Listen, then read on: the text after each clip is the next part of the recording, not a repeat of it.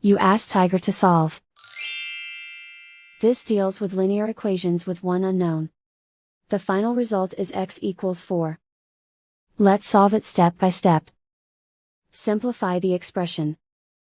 Expand the parentheses. Simplify the arithmetic. Expand the parentheses. Simplify the arithmetic. Group like terms.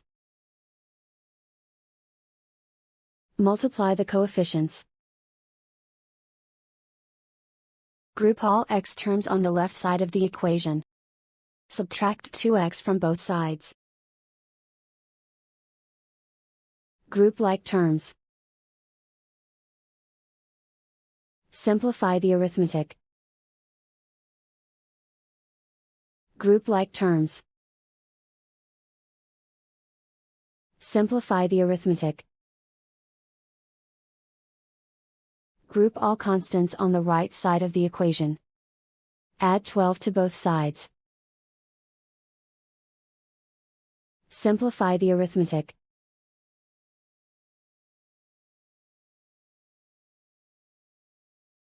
And so the final result is x equals 4.